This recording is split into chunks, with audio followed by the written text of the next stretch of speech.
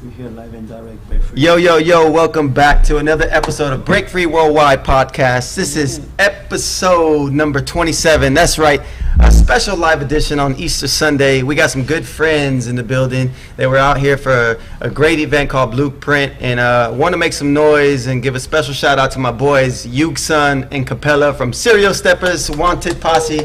Yeah. So if you guys don't know, these are some of the illest, some of the best house dancers in the world, man. And to call you guys friends is definitely an honor. I know we've known each other for a very long time. You guys even took the championship in Battle of the Year 2001 that we were at, and still a little mad about that, but but it is what it is, man. So, man, what's up, man? How you guys feeling? Good. Doing good. Yeah, feel good. Happy to be here for my first time. It's my first time in Houston. First time in Houston. I know, Yugson, you've been here a lot, man. Yeah, a lot. I think you're Mexican now. First time is 2004. 2004. Yeah. What was the first event you came out here for? B-Boy Hold Down. Oh, that's right, B-Boy Hold Down. Yeah. Yeah. Oh, real quick, my boy Rick right here, man. Can't forget my boy Rick. Y'all don't know Rick Camargo, Havoc Coral. Original house dancer from Houston, that's right. Forgot to shout you out. I'm so used to having Jeremy here, then he decided not to show up. I'm replacing Jeremy for today. Yeah, so actually, I'm replacing Jeremy, and you're replacing me because I sit there. But it is what it is. But yo, I wanted to ask you guys a few things, and you can be as personal, and you can say whatever, share whatever. But I think a lot of you guys, a lot of people out there that look up to you guys and have followed you guys for many years. What they see is they see success, they see talent, they see personality, they see everything that they can see on Instagram and be like, wow, these guys are great people. But like, where did it all start? What year? What got you into dancing? And who led who led you to where you're at today? Because they see all this glory, but they don't know the story. Yeah. So whoever wants to start first, The older. So yeah, the story. Wow. So, my name is Yugson. I'm from Paris, but I'm born in Belgium. I grew up in Paris. In the neighborhood name is Noisy-le-Grand, Torcy. So you don't know. So the people who I grew up, we make a wanted crew.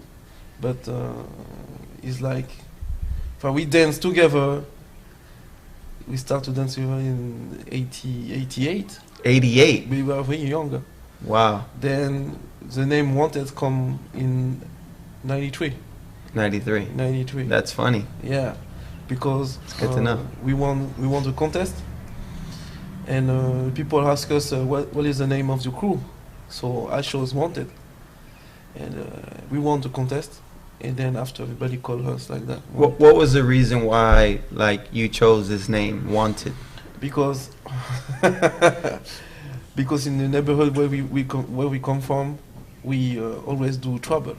Oh, okay, so you were wanted. Yeah, that's why. Yeah. Okay, makes sense. It makes sense. So we keep the name. And we go up with this name. And originally the group dance more hip hop. Yeah. We dance hip hop. Yeah. Then we are interested more of the b-boy scene. So we start to go to the b-boy scene in 96. Okay. 96, 97. Yeah. And we have a friend, Deadson. I don't know if you know Deadson. Deadson lives in Houston. Yeah. He stayed in Houston maybe 6 months or 1 year because he have a cousin in Houston. So I think he practiced with you guys. Nice. Then some part of the crew we practice b-boying, and he sent us some video tape. So that's why we have a connection. Houston you and New York. Yeah. Just not to. I still want to hear your story, and we can continue on yours. But I just want to make a quick connection, which is super crazy hearing you speak. I know you said you guys started dancing in 1988, but then you said when you officially became a crew was 1993. So if you don't know this, Coral started in 1993. Okay. So and I feel like our crews have very similar backgrounds. Mm-hmm. Yeah, you know what I mean? So, yeah. And so Coral started in 1993, and now the crazy thing you said when you guys got introduced to the b-boy world or the b-boy community, that was in 96. Well, Havoc, my crew, started in 1996. Mm-hmm. You know what I mean? And that we were the b-boy side of Coral. Okay. So whenever we came together in 1999, it was when we put both names together, Havoc and Coral. So it's funny how like your hip hop freestyle background started basically in 93, and then Coral's hip hop background started in 93, and then the b-boy element started in 96 for you guys. Same thing with us. I think it's a pretty strong connection there, because ever since we first met you guys, we've always had like this connection. Yeah, you know. Always. So that's pretty deep, man. Yeah, so it's very deep. Yeah, thanks for sharing that. For me, it was very deep too, because that son stayed in Houston in 98, 99. And when he come back, he told us a lot of story of Houston. People practice on the club, sit in the house, and b-boy. Yeah. A lot of things like that. So us, we have, of course, we dance house, but no, really, we dance hip hop, but freestyle. Yeah, so we mix, because we want battle everybody. We don't have rules like we are b-boy or we are house dancer or hip hop dancer. We freestyle. Then we start to, okay, guys, it's time to looking for the gold.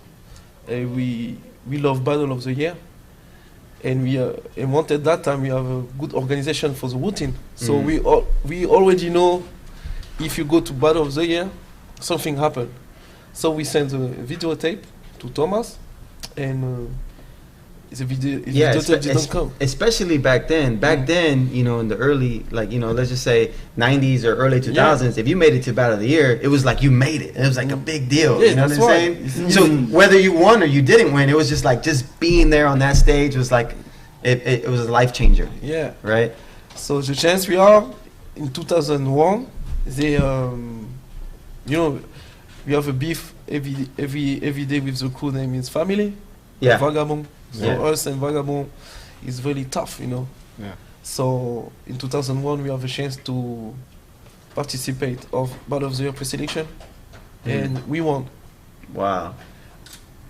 Then when Thomas say you go to Battle of the Year, we say which team go. He talk about some Korean crew, like a dream team. Yeah. And they say, oh, Avico. We're like, who?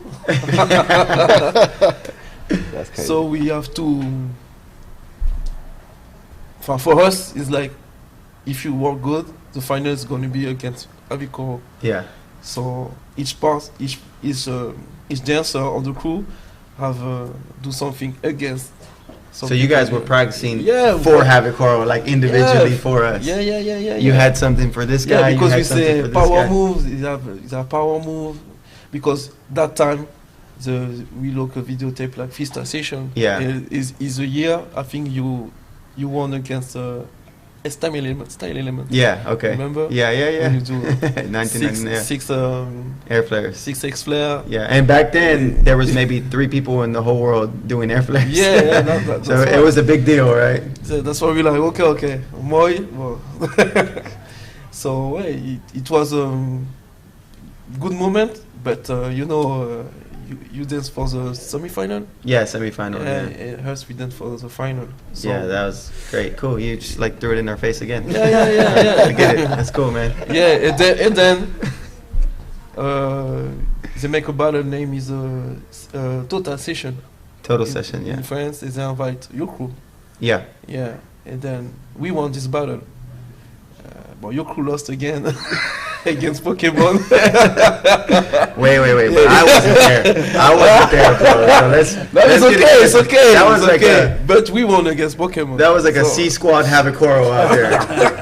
Shout out to the C Squad. Yeah, and then Mario told me, yeah, we have a contest, house contest in Houston. So I keep contact with him. And then it's a year I won Just Debout. You know Just Debout, the contest? Of course. Yeah.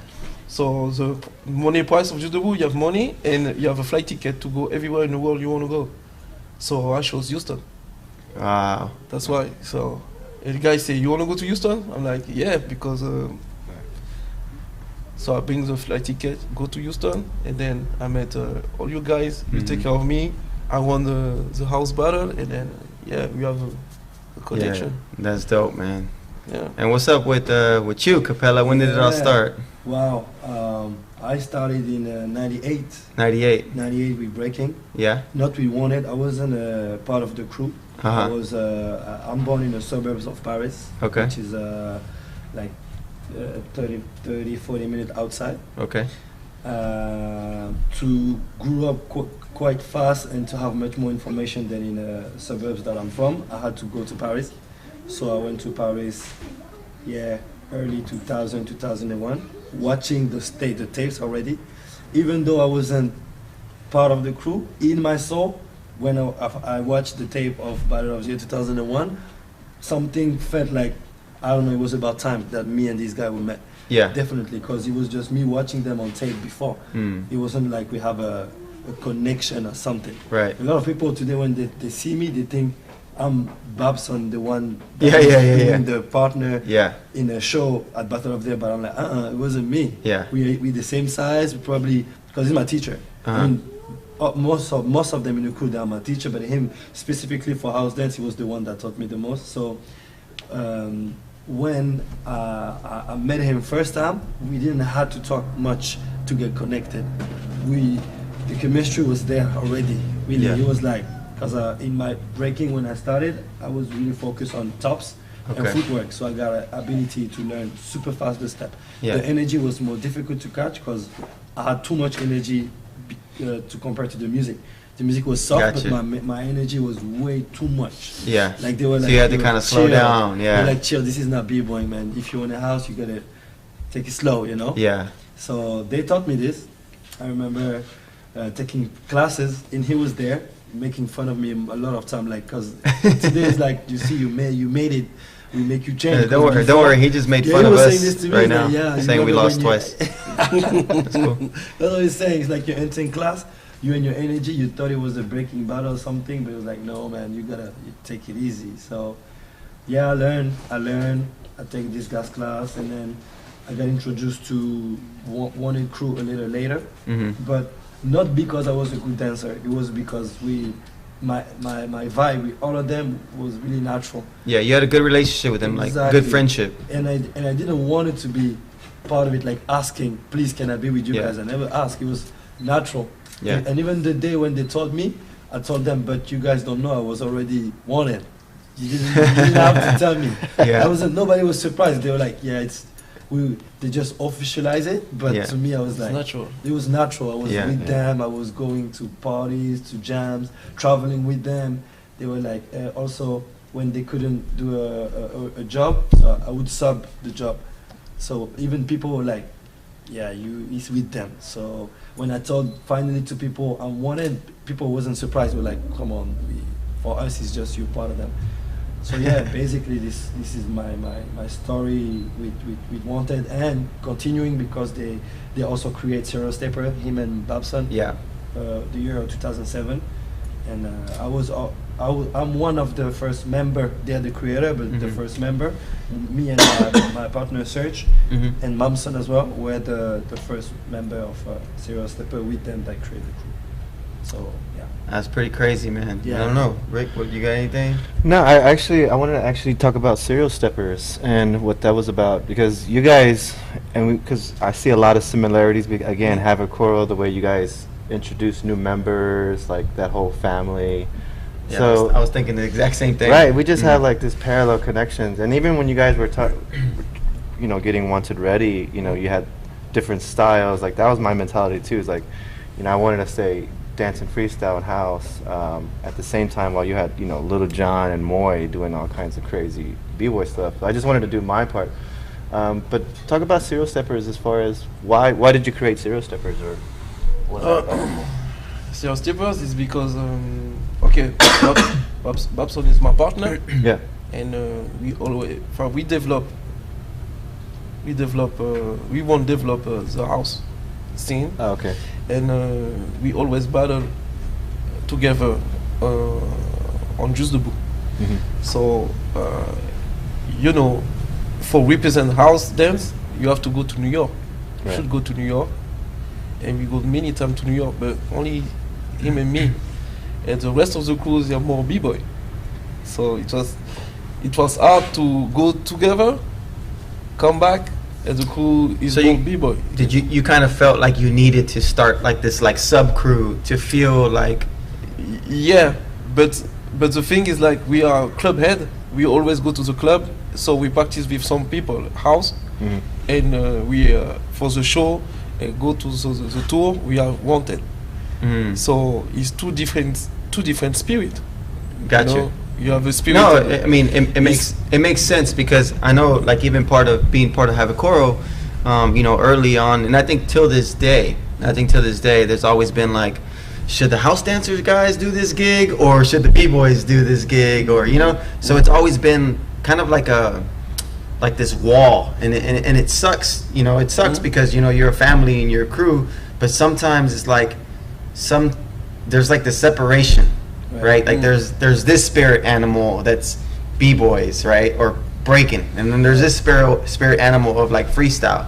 And so sometimes, like, when there's big events happening, like even when we did Battle of the Year, we tried to get everybody to go, and for so many different reasons other people didn't end up going. But I remember the first battle that we had mentally was like, who should go, because this is Battle of the Year, it's a b-boy event, who's gonna stand out the most, who's gonna same like us, you know.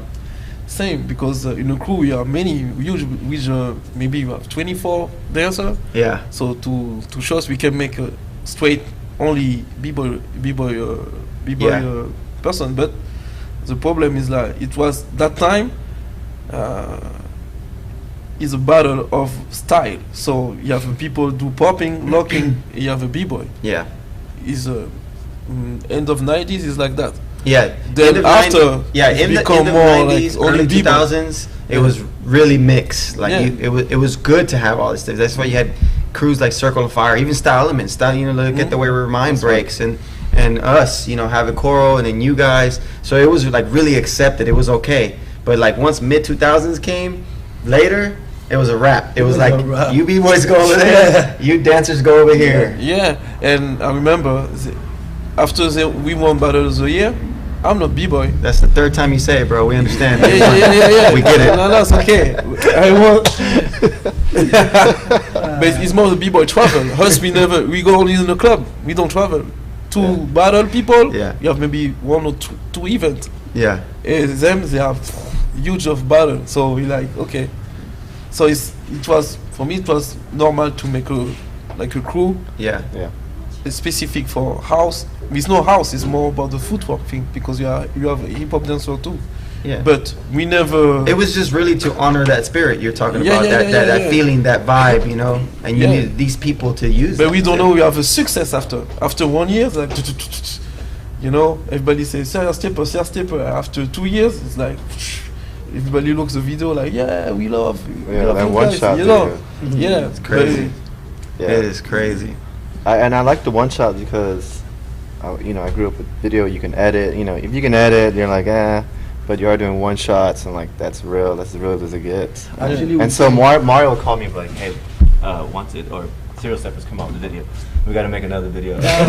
Mario's on his way right now. We got to like counter. Actually, the way they built the crew was also with another mentality. See, the Wanted spirit is here. Most definitely, because they're from the b-boy scene. All of Serial Stepper started with breaking too. Wow. So we bring this breaking spirit in the house. If you look at us battling, our way of battling is not house dance, like the way house dancers do usually. Yeah. Like you said, club heads. If you go to clubs, when people dance, they dance together, which is the thing when you're in a club. Yeah. When we're in a battle, because we come from b-boying, and now you have a different approach. Exactly. You got that attack. We got that thing. That's why a lot of people in the beginning they had struggle with us, because they were like, they liked it, but at the same time it was really contradict, because house is not made to go like this. It's made to share and to have this. But us, we were like, but we're battling. There you go.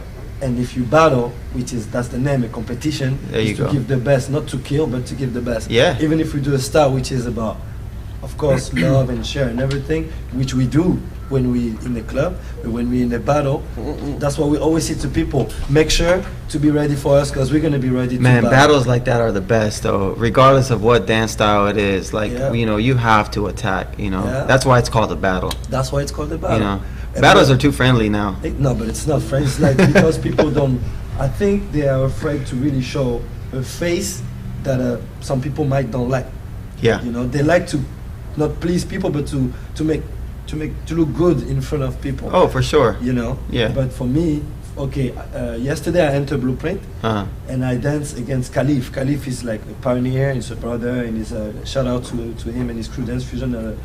To say too. And when we battle, me and him, we battle means we were standing for a minute or two, looking at each other like on the ice, like I'm not gonna start. It's like the strategy, you know. When you do this to people, think you know is you want to go to the head of the guy. You know, the person that doesn't go first. In a house, you don't have this. Usually people walk around or wait little, but we played that game, but we are friends. Yeah, that's what I said. So but right there at that moment, it's different. Oh, it's a battle. Different. You know, you said it. Oh, that's also the mentality they kind of bring with your stepper. They didn't say to us, but they picked the people that is gonna behave with it. Right. They knew it wasn't like we sit down. Okay, we're gonna now. It was like, all right, let's go, and it was just natural for all of us. That's sick. Who was that big old guy in Serious Stepper video? The big old guy. That's Yugson. No. It was a huge. No. He's a guy from my neighborhood. Amuzu. That guy. He's the guy that's wanted. No. That guy. Did you see that video? It's like a huge dude. I was like Mario. Because when I come with him, I was supposed to come with 4 guys like him. He's the only one. And my friend say, he's a dancer? I said, no, it's for my part. He came just for his part. So everybody have his own part if you look at the video. So everybody have his your bodyguard. introduction. And him, you see a guy, like the guy is filming, so you see his abs, you see his big arm, and he's entering. No man, this part is crazy. So that's when serial steppers went to serial killers. Yeah.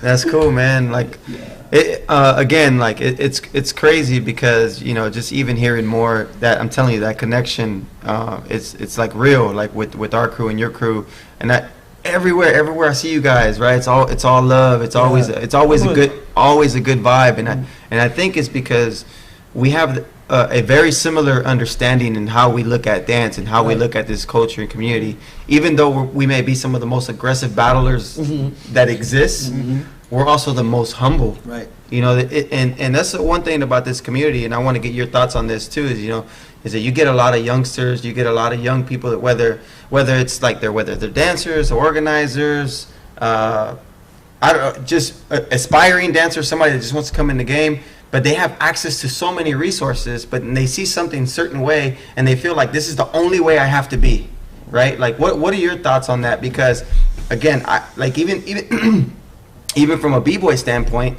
like I see a lot of young b-boys and then they come in and then they look at certain guys and they look the way they have to break, and that's the way to be a b-boy, or that's the way to be a b-girl, and I think that's absolutely wrong. That's wrong. You know, so it's like what do you guys think about that? Like how should people like if they're coming into this whole new world, how should they look at that and how should they approach that? You know, because I think that a lot of times they get so lost in what they see, and it really makes their egos really big, really fast. Right. I know it's a lot, but like It's a lot. yeah, I think first it's about your personality and your roots. yeah, How you learn. I talk about dance. It's how you learn. You teacher, because many teachers now they teach you the vocabulary, but they don't teach you where come from this vocabulary, who is who, or who is example. Who is your example? I say it when I don't say I teach him, but when I bring him in my group, I tell him, okay, you have to see him, meaning inspiration, but also my enemy. See, my inspiration, my enemy, to understand the concept of dance. I never say to him, look only house dancer. I say, look dancer, look b-boy, look dancer, look many different people.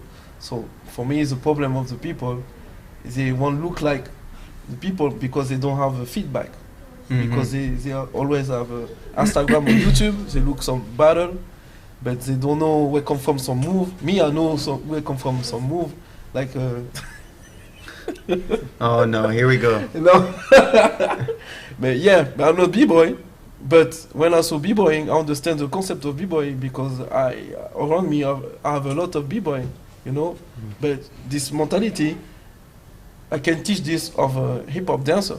You know, now a lot of people they say you're house dancer. I'm not house dancer. I'm a dancer. So I know hip hop. I know house. I know pop. Yeah. I know many dance. But now it's too much about some box. And I think the mentality changed. Really changed about the 90s. In 90s hip hop, people don't care. It's more about your flow. It's how you fly. And the battle is more intense. Now the battle is 2 minutes, 3 minutes, and you know it's finished. And then people check, hey, what's up? It's finished. No, that's why I said it's too friendly, and I don't mean it in a bad way. It loses the essence. It's like, you know, back then if you battled somebody, whether it was in a club or at a jam, it was like almost no time. There's no time limit, right? You just go until you go, and whatever happens, you know? You take a risk. But exactly, and you take a big risk because you lose a lot of respect, right? If you get smoked, right? But at the same time, nowadays you have these competitions. Shout out to Mario, just walked in the building. But you have these competitions where you battle. Let's just say, you know, Kapela, you're battling a kid that's been breaking 2 years, and he's pretty good, right? And you lose to him, right? You lose to him. Now all of a sudden, this kid is labeled as one of the best in the world because in those 2 minutes that they had, those 2 rounds that they had, he lost. But Kapela didn't really get to show everything that he does have, and this kid showed everything he did have. Right.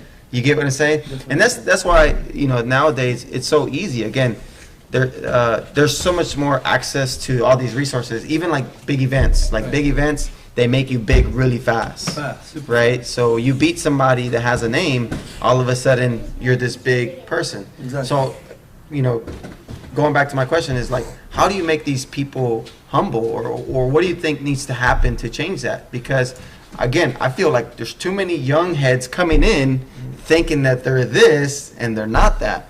I think, you know?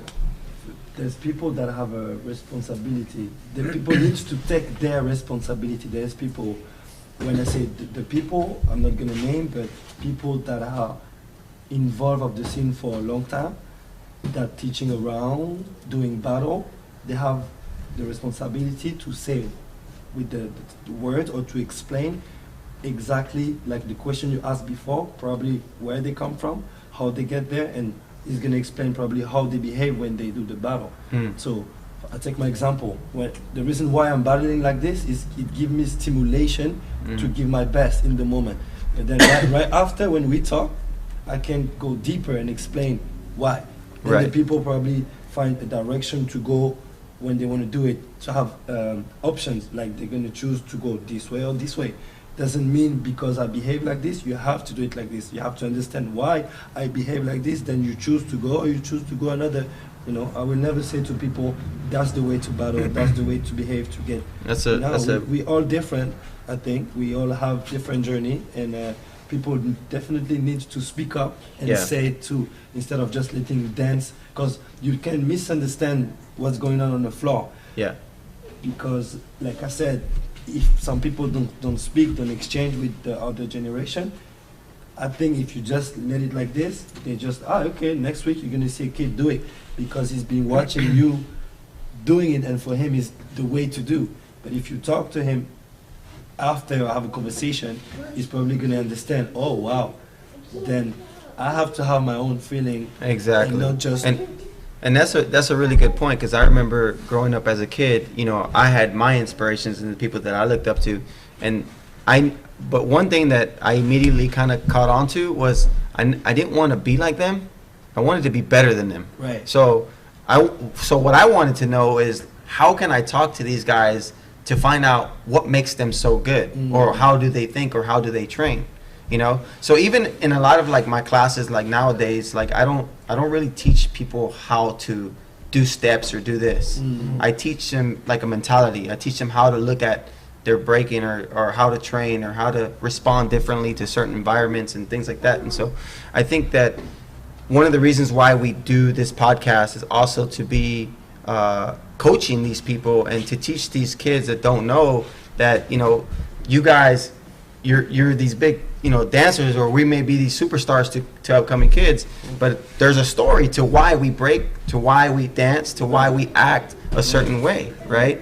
But nobody knows these stories unless it's asked. Exactly. So I think the number one answer is, like, you got to talk to people. Yeah. You got to communicate with them. You got to ask them questions. Yeah. But nowadays, nobody's asking questions. Why? Because, you know, it could go both ways. Maybe they think that we're unapproachable, and maybe they're scared to talk to us, or maybe they're just like, screw those guys. Like, I'll just learn on my own. Right. Because it's so easy to learn on your own. Exactly. You know, it's so easy. You can get on YouTube and do a tutorial right now and like learn how to house dance in 15 minutes. You know what I'm saying? And make an apple pie. Yeah. It is what it is. It is like this today. To me, it's like we see a lot of people coming up, but we cannot. You cannot control it anymore. You know, things go way too fast. You know? Yeah. But at the same time, because you're still here and you're still doing it, and people give you attention, then you must be wise on how you spread the information. That's how I think when I'm teaching around. I have the knowledge and I still learn, but I make my own story from what I see. I'm not just repeating story after story. Right. You know, from what I see, what I understand, I try to make people know that it's also a matter of my opinion. I let options. You know, it's not closed opinion. It's not a talk like a closed talk. It's this, that's it. Nah, it's more like, wow, be conscious that you probably in the next 5 or 10 years, you're going to be the one that is going to have this position. Yeah. And if you're aware of letting the new kids know about this, then I think we have chance to, you know, to preserve that thing, because it's all about this too. You know, you want to preserve the thing. Now, this next question, it might be a little controversial. Oh. So if you don't feel like you can answer it, that's totally fine. Okay. But do you feel like there's people in our scene, right, who have the credibility and have the knowledge, but don't want to share and don't want to be passionate with the community because they don't want nobody to get better than them, or they don't want anybody to feel like they can overpower their authority eventually years down the road?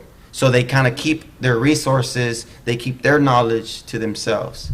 Because ever since I've known you guys have always been very giving. Like, you've always been very humble. You've always, you know, shared what you guys know. But do you think there's people out there that do that? You don't have to say no names, but is it, you know, yes or no? You know. I think. And why do you think? And I know I had my reasons and I shared it, but and why do you think that people are this way? If you do agree that there are people like that. Well, for myself, I think people have a different story. And you know, share people, and some people think because I exchange with you, I share with you, it's finished. Us is more. Share with people is like, I have to give you my energy, give you my knowledge, give you some story, and of course push. You have to. For me, the problem now, like you say, is because I'm older, and a lot of people don't take the young people to say, okay, you go make your own history, but je sais pas comment dire ça. C'est nous, on a notre histoire, mais des fois on pousse les jeunes et on pense des fois que nous, parce qu'on a fait ça, ils peuvent pas le faire, qu'eux aussi ils peuvent le faire. Because you guys, they have their own story, and sometimes people they don't take the new generation and explain them that even if they have their own story and they've been looking up to them, they can make their own, like they can create their own lane. Exactly. Yeah. They can create their own lane. It's missing people like this. Yes. To push them to say, okay, make your story. Sometimes you fail, but if you fail, I can explain why. Yeah. But a lot of people don't help these people, you know. Yeah. They say, okay, go. and they don't know how to explain because they don't have this situation. Yeah. So To me, we have. So for Yugson, do you think that there are people that are out there that are just like, I ain't teaching nobody. I don't want nobody to learn what I know. I don't want nobody to get better than me. Do you think that there are people like that? yeah, you have many people like that. Yeah. Because well, we talk later, but because me, I have a concept Yeah. of that. His name is Ox Method. I bring teacher Yeah. together to teach for the young people. Mhm. And you can see how the teacher teach together. Mhm. It's about point. I have many different situations. Yeah. So Ox Method is like, it's about your freestyle. You good, I give you 5 points. You not good, I give you 1 point. So me, I see Rick, and for me what it is, great, I give you 4. But the second one, he give you 1. Mm. But we saw the same thing. Yeah.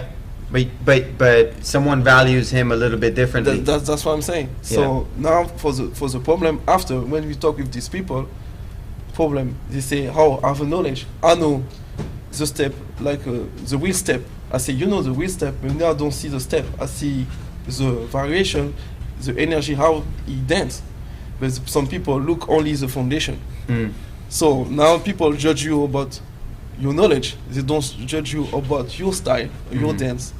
You understand what I mean? Yeah, yeah. So now, like you say, about the people keep everything, I say yes, because they feel like I don't want to teach him because he's stupid or he's stupid. Us, we teach energy. It's different. So we have people teach with the energy, and you know, when you have kids, you can see like, oh, him later is become great, or this one not great, but we can push him to go. And some people say no, him is good, him is less.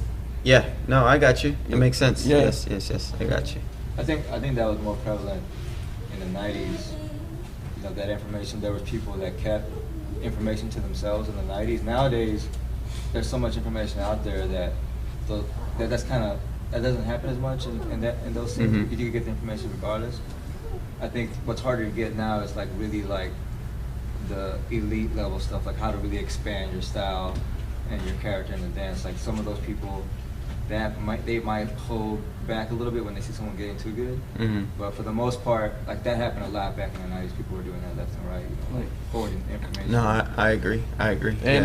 And I see a lot of people have in 90s, like he says, they have a videotape of people, and you see in the battles they do some move, like whoa, you create some move, and then after 1 year You saw of the the video. tape, and you see the guy like, Yeah. oh. That's what I said. They would keep those videos to themselves. You know. But like I said, the truth always coming back. Yeah. You know, so it's like a cycle. You do this, but Yeah, it's pretty crazy, man, because I just think that teaching is very, very important. I think it's very, very, very important. And I think mentorship, not just teaching, but mentorship, you know, like when you said, like, it's like teaching kids or teaching people to have their own lane, that's important. You don't teach them to be like you, but you teach them, look, you can have the idea of me, but you have to create your own way of doing it, right? And I think that's really important, and that's what we do, like as teachers. That's what we do, is we teach them how to create their own lane and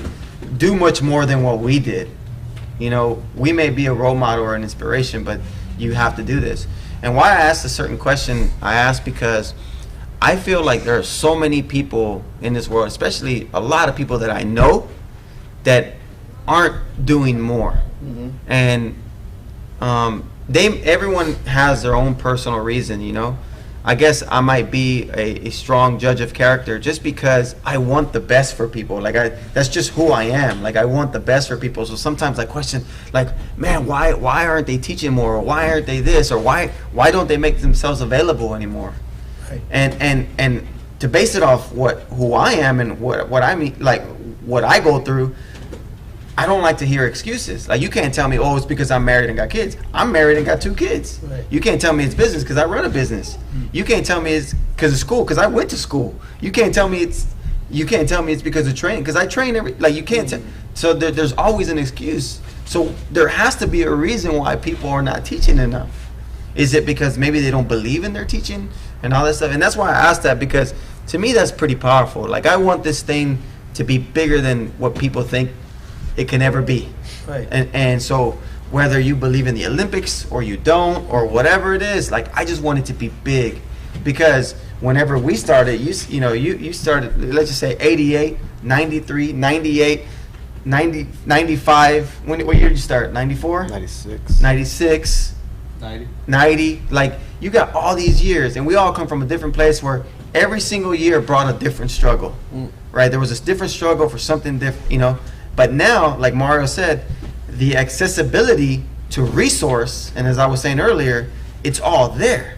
So what's the excuse? Why not? Why not find a way to educate and teach more and do more and be a part of things more? But now it's like everyone is knocking what somebody else is doing. Yeah. Everyone is knocking. Oh, he shouldn't be teaching, or he shouldn't do. And you know what? In some sense, I do agree. But I'm talking about the older guys, like the older guys that should be teaching. Yeah. Yeah. Like, that's my At least thing. It's speaking like, about it. At least lecturing. that's what I'm saying. At least I think honestly lecturing is much more important than me showing you how to dance and having a dance class and standing in front of a mirror. Like, I think that lecturing is more important. Once you have years of dance experience under your belt, especially like sitting in front of, again, a mentor or someone that can coach you and teach you along the way. Right. Because there's accountability. You know what I mean? Everything that we do can't be dope. Someone got to tell us it's whack. But we surround ourselves with friends that are always like, yeah, that's dope. So let's just take myself for example. So when I was young, I would like try to find different people to train with, because my same people were always telling me, yeah, that's crazy, it's dope. And then I would do it, and I wouldn't feel so dope. So I had to find people to tell me it's whack, and I didn't want to hear it, but I had to hear it. You know what I'm saying? And so it's like, I love those challenges, and I think that part of this is a challenge, and I think people just need to challenge themselves a little bit more and teach more. Yeah. Because it's super, super important, man. That's the only way we get better. But a lot of people are tied up to, like, nah, it's just, this is me and my crew. This is what we do. That's it. Yeah. And I just personally, I get it, but I think it's whack. There's a lot of opportunities that we have with our crew. Let's help out some other people. You know what I'm saying? Right. That's just how I feel. I don't know, Rick. What are you drunk? What's wrong? I'm tired. I'm tired from the break. See? Couldn't even say it. Blooper. I'm getting old. Yeah, I'll be 40 next month. 40? 40, bro. Jeez. Wait, next week? Next month. Yugson, how old are you? Damn. 41. 41? Dang. Gina? How old are you, Mario? 43. Kapela? 34. Oh, yeah. See, there you go. I'm 35. Now? Okay. I'll be 36 this year. Yeah. I don't know, man. It's a crazy thing. Is there anything you want to speak on, Mario? Yeah, I wanted to ask, like, what they've seen, like, what differences have they seen happen to the dance? Like, how's the dance scene changed, in your opinion, in the past 10 years, 15 years? To me personally, I've seen a lot of new people coming up. I mean, like in every other dance, but I also see the way they come super fast too.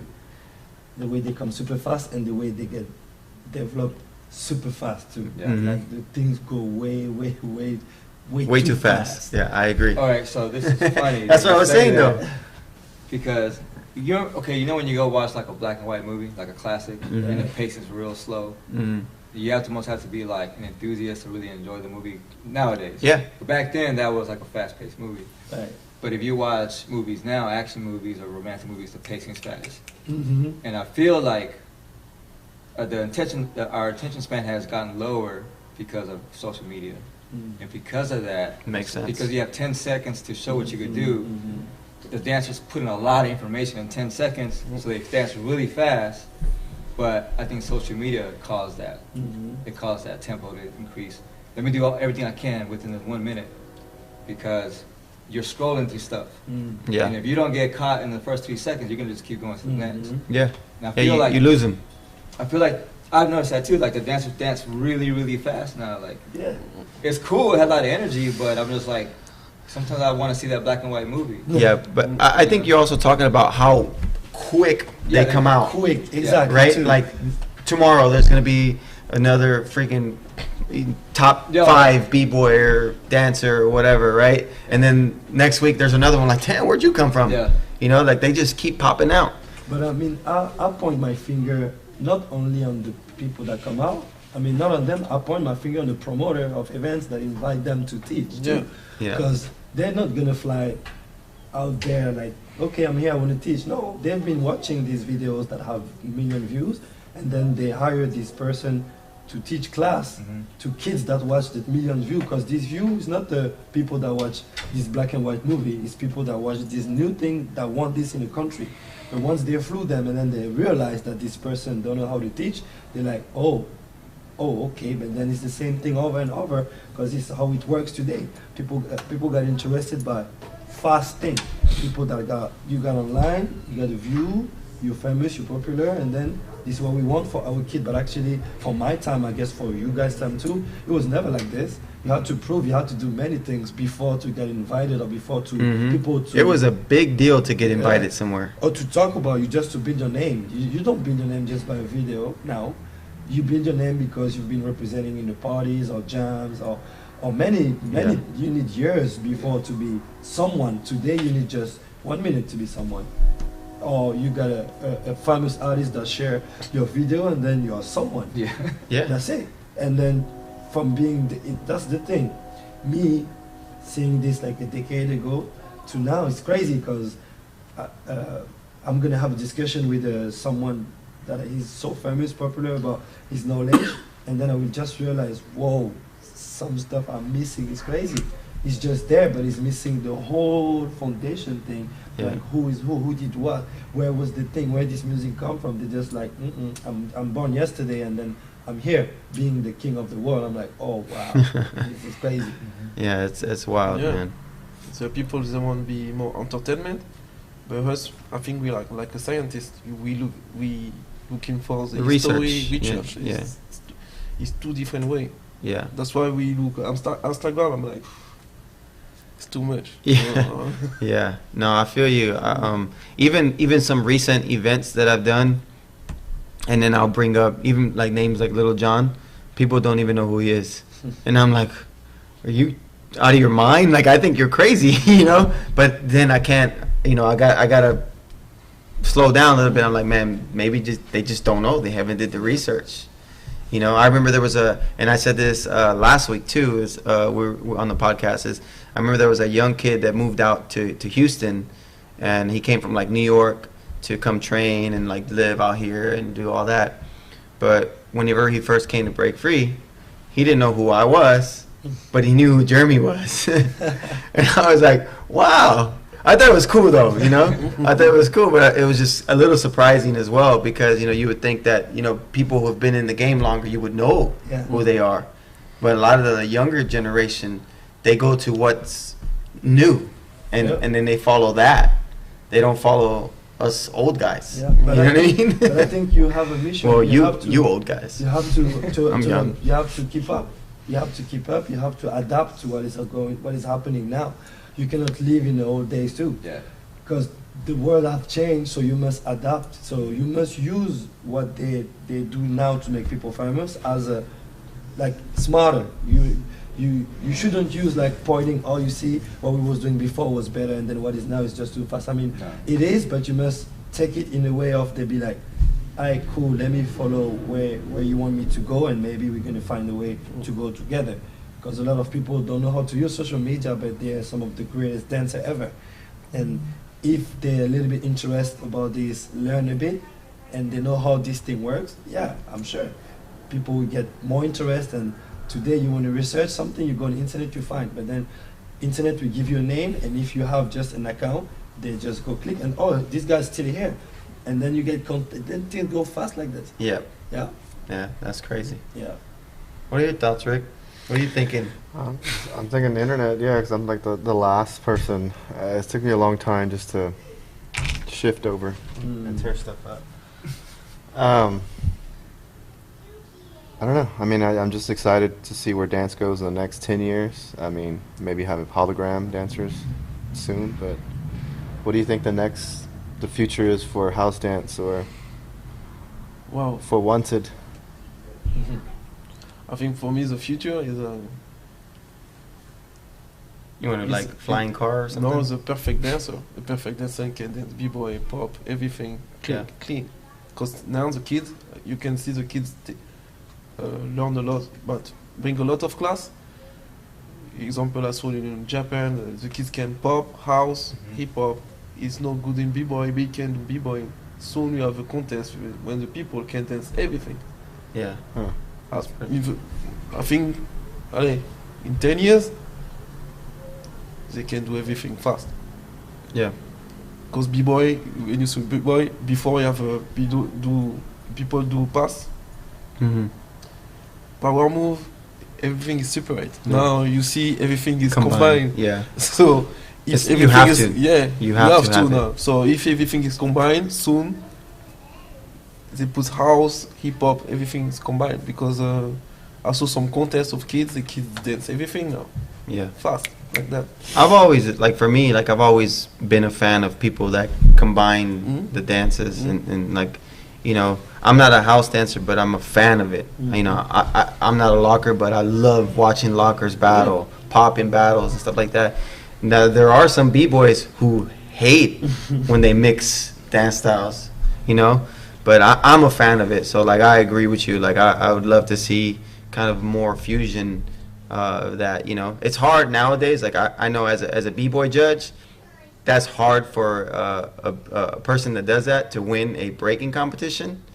But hopefully that changes, you know, because But I don't say mix like mix style. No, no, It's no. like yeah, just having just Yeah, being yeah, able yeah. to do everything. But I like the idea, like someone like Little John, you know what I mean? Like someone like John who kind of, you know, fuses styles together, but still looks like a freaking raw b-boy.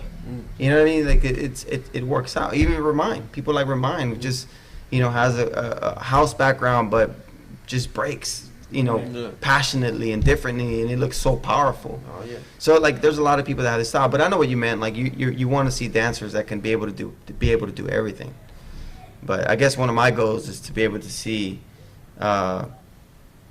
very similar to him, but I just want people to understand that they can do much more than just dance.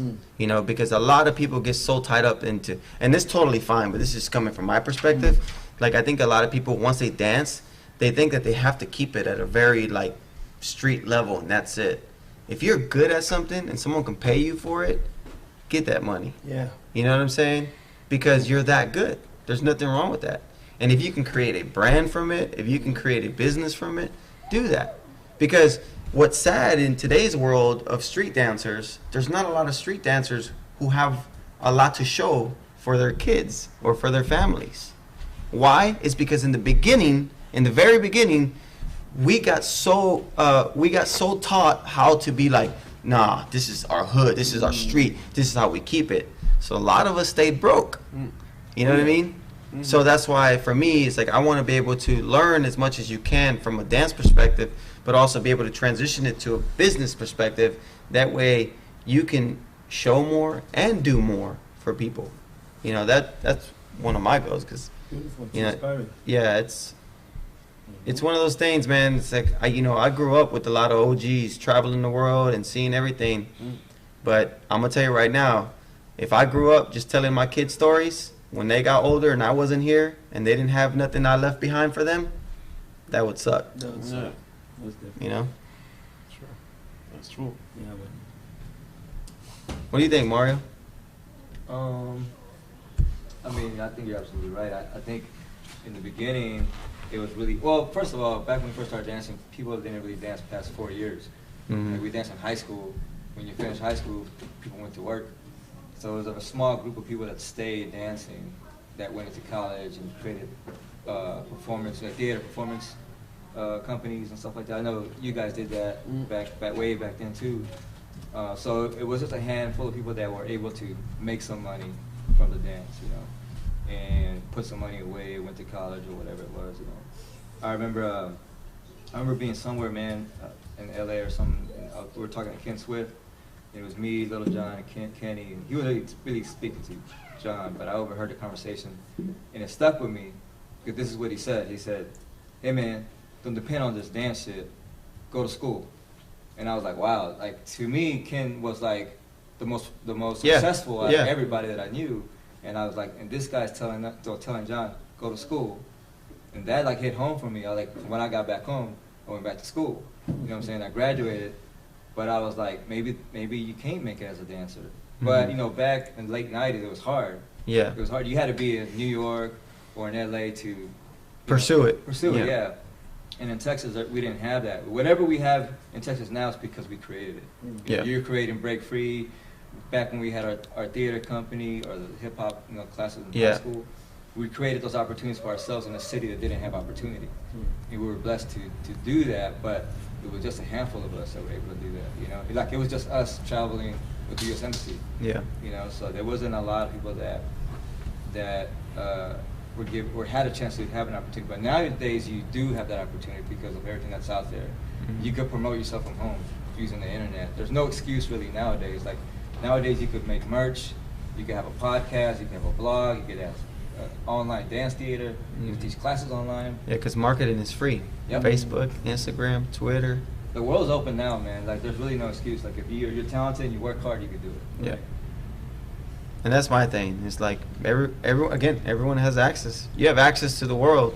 Just learn how to use it. Yeah. You know. So, well, man, I appreciate you guys, man, sharing the knowledge, sharing the stories. One last thing, if there was anything you could say to someone that is looking to create a successful journey, and by success, I don't mean money. It means whatever success means to them. Like, what would it be? What would you say to them? You know, if there was just a few things. I would say live truly your life. You know, it's personal. Everybody have his own journey. You know, nothing.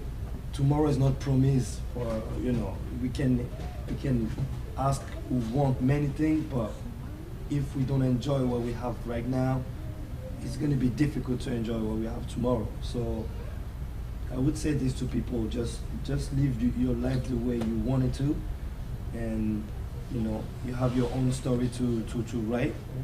Everybody have his own story to write. So once you're in it, just keep believing and do your thing. Dance, life, all of this is it's personal too. With all the things that goes with family, friends, inspiration, and all of that. But for myself, it's always this. It always depends on what I want to do and how I want to do. And yeah, I'm just happy with my choices, happy with the people that are still around me and the people that are arriving. So yeah, I would say this to people. It's a journey which is beautiful when it's yours and you accept it with the good and bad things that come in it. So, yeah, I like that. Yeah. Yeah, me, I want to say never forget where you come from, never forget your mentor, never forget where you come from and your mentor. For me, is the most important, because a lot of people, when they have success, they forgot friends, they forgot who teach you. Yeah, I think it's the most important, because success is okay, but after some time you have to come back. Yeah, because if you can't manage it, it's gonna manage you. That's what I'm saying. I see a lot of people forgot people, and when they come back, people close and they go down.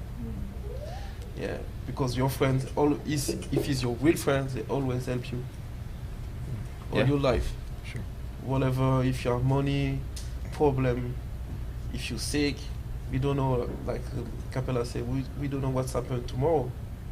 So I think your family, your friends is the most important. Yeah. It's the base of your success. Yeah. Mario, Rick, you got anything? I mean, they pretty much summed it up. Like, just be happy, man. Do what makes you happy. Find joy in life, and if you're in a place where that you're struggling or it's challenging, just consider it a stepping stone and make plans to get out of it. And get out of that. It's all in your mind. Wherever you wherever you set your mind, that's where you're gonna end up going with. Yeah. For me, this interview is because I did freestyle dancing for a long time and would have a choral, and the b-boys always did their things. I always tried to like hold down freestyle dance in the house for as long as I could. Sometimes I felt like nobody else is doing it. Like, do I stop? Yada yada yada. But actually, like, man, just stop talking. I'm gonna leave. Running up, but like looking up to like Wanted and Mario, like all these freestyle dancers. I mean, this interview, like I want the kids to know, like, I mean, it's like a full circle. It's 20 years since this happened, and it's just. It's beautiful that you guys are still around, still doing your thing. I mean, we catch up every year. Hopefully, we'll be 80 years old, still talking the dance game. But it was an honor, man. I know y'all do your thing in Paris, but we appreciate y'all here. So y'all talk about like how y'all met and stuff. We talked about how we lost at Battle of the Air, and he said that 3 times. Yeah, now 4 times. Thanks, Rick. They got ready for us. Like I explained when we talk in Lyon, to that session, you say, come to Houston. Yeah. I say, yeah, coming. Yeah. Yeah. The We see similarities. One word, though. Yeah. I met you one time. One time. And I coming. Yeah. Yeah. The dude with the cornrows lived in Houston. Yeah. Yeah. Like we ran into one of their members. For people out there on the internet, one of their members used to live in Houston. Yeah. And we would see him at the house club every Thursday, and I would show up with my people, and he would be there. And I'd be like, oh, this is pretty dope. And we would talk, and then we would like dance together. He told me he was from France, and then when we went to Germany, he was there. We like, hey, remember you from Houston? We would start talking. I met everybody. But ever since then, it's like we had this connection through the dance that we didn't speak the same language, but we understood our love for the same dance. And it's crazy because you missed some real deep stuff. So just to kind of summarize it, going over what we talked about. When he started sharing about like when he started dancing, he said he started dancing around 88, and then in 93 is when they formed Wanted. 93 is the year choral formed. Yeah. And he says in 96, when they started kind of transitioning and going into the b-boy world, it was the year 96, and 96 is when Havoc started. Yeah. So it's like, man, this, look, 93, 96. So what's crazy is like this whole, their journey and our journey just runs like this, very parallel. And I told him, I think this is why our connection with these crews and our friendships is so strong. Yeah. Because we understand how we not only look at, this journey in dance, but even like life in itself, like, because there's a reason, there's a reason why all this kind of aligns itself. And so we've always had that powerful connection. But yeah, man, thank you guys for sharing everything. And I want to say this too, like if I can give any advice is, I'm 100% b-boy, but I'm a fan of these guys, and a lot of people may not even know it, but it's an honor for me to talk to you guys and ask you guys questions, because I'm a fan. So I want to know. I want to learn. Too, bro. Yeah, and I want to know. I want to learn. But what I'm saying is this is a step to like what you're saying.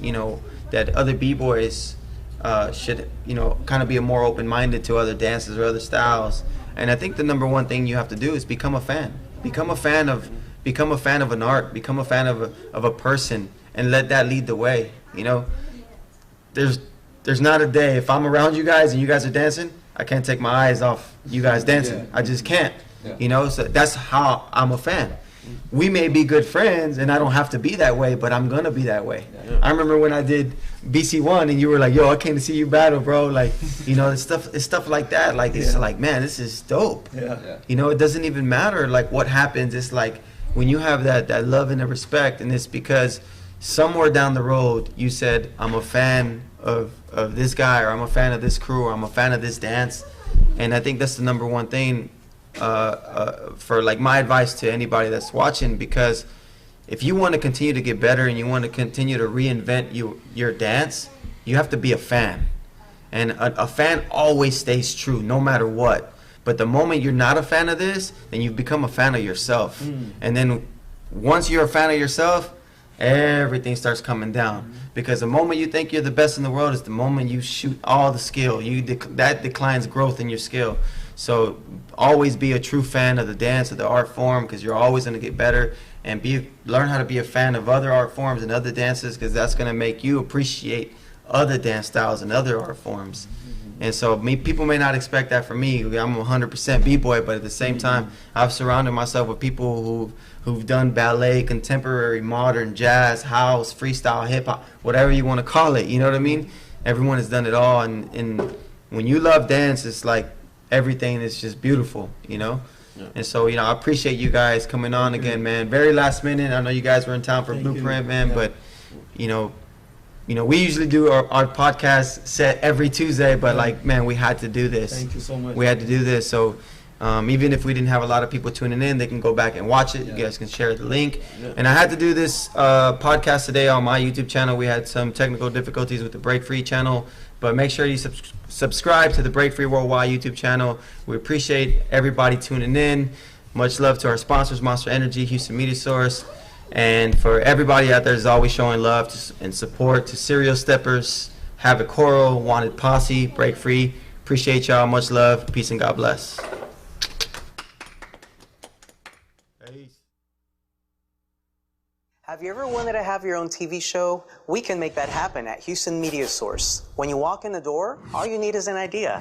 We have everything you need. Studios, cameras, lights, microphones, and more. All professional quality and state-of-the-art. Get started by attending one of our free orientation sessions every Monday at 6 p.m. at our studios at 410 Roberts near Minute Maid Park. Get more information online at hmstv.org.